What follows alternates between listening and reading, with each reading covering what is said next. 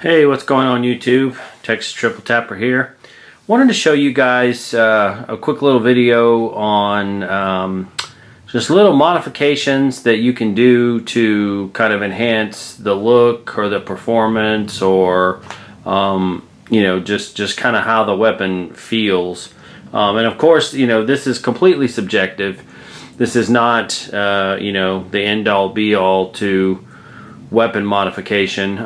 There's a lot of information out there, a lot of videos out there that focus on doing upgrades and things like that, and you can spend literally, you know, whatever you want. But what I'm going to focus on are generally modifications that are going to be, you know, around the $50 range, and in some cases much less. So these are just a few of my pistols, and I also have my AR-15, which I'll show you guys here as well.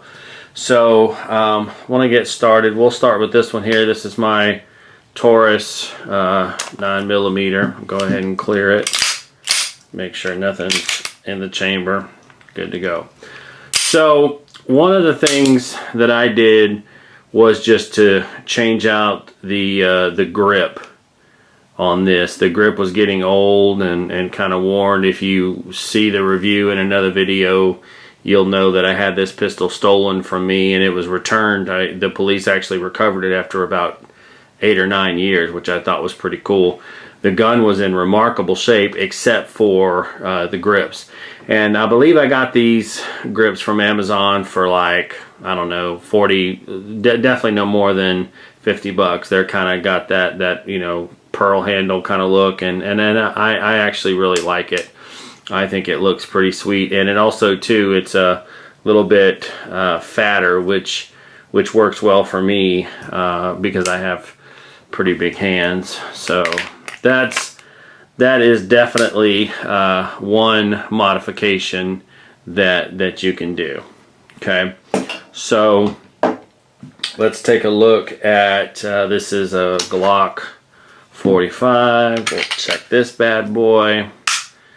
Good to go. Now, this one here, I actually switched out the sights, and this would actually be a slightly more expensive upgrade. These are I think the Trijicon. I forget which ones I put on here, but I mean these sights are pretty sweet.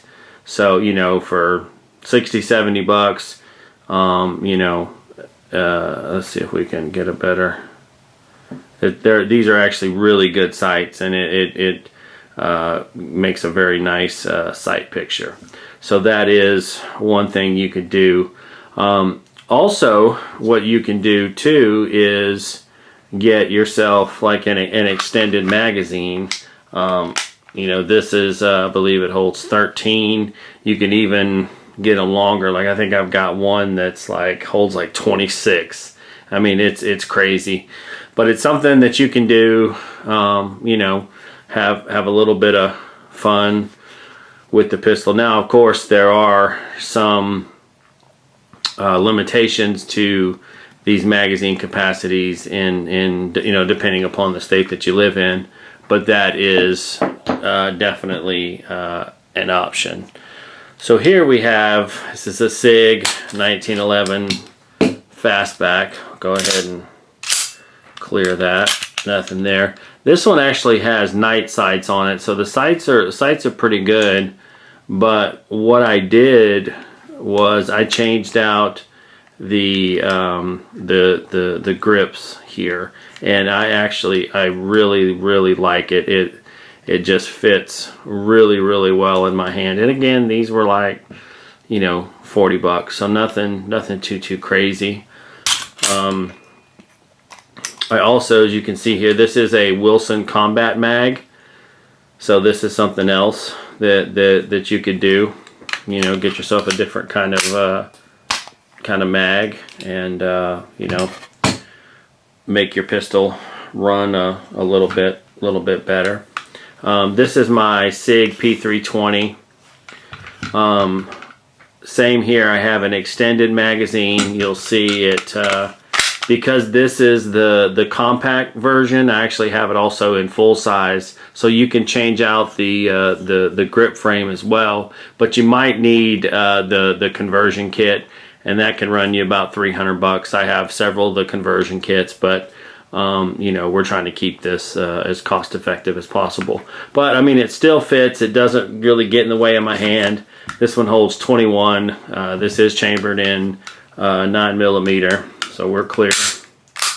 And then so what I did here, let's see if we can zoom in here. I didn't change out the sights. Let me see if we can get a decent kind of a sight picture here. What I did was I used nail polish and painted the front sight post, and got some black nail polish and just kind of blacked out. Let me see if I can get this one to come into focus a little better. I don't know if I'll be able to, but anyway, I used some black nail polish and kind of blacked that out. So I mean, it does have a pretty nice sight picture, at least in my opinion. Very nice and quick acquisition. Another thing that you can use, and I want to say, you know, this is definitely on the higher end in terms of cost, but I bring this one up simply because it is kind of multi-purpose. It is, you know, it hooks on the bottom. You can hook it on, you know, any type of weapon that has the underneath the Picatinny rail.